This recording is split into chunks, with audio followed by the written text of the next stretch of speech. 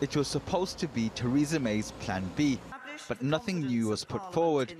All of us agree that as we leave the European Union, we must fully respect the Belfast Agreement and not allow the creation of a hard border between Northern Ireland and Ireland, nor indeed a border down the Irish Sea. The Prime Minister says she believes the UK can make progress on the Northern Ireland backstop, but didn't say how.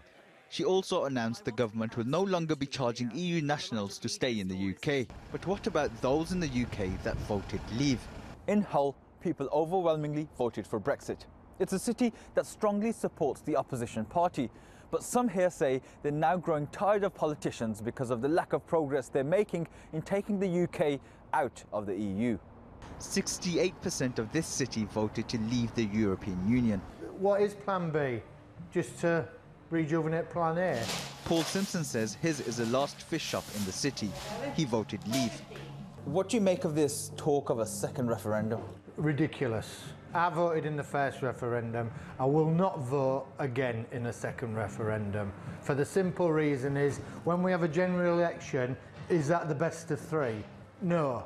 I favour no deal. No deal, and let's go out as an independent country. Are you worried about, because analysts say that the economy could shrink? I'm not worried one bit. You can't tell me that the French are not going to sell us wine. They're not going to sell us their cheese because we're not part of the EU club. The Germany, they're not going to stop selling us the Audis, the BMWs, the Mercedes because we're not in the club. If the money's there, they'll send it wherever they want to send it. Do you think if we do leave the EU in a Brexit, whether deal or no deal, do you think your business, your life will get better? Well, I don't think it'll get any worse than what it is now. So, yeah, I think it probably will do. It'll give us more of a chance to create more industry. We're taking the shackles off. In Hull, even those who voted stay have accepted the result, but just want some clarity. The best option really is any deal, as long as it's reasonably good and we know what's happening.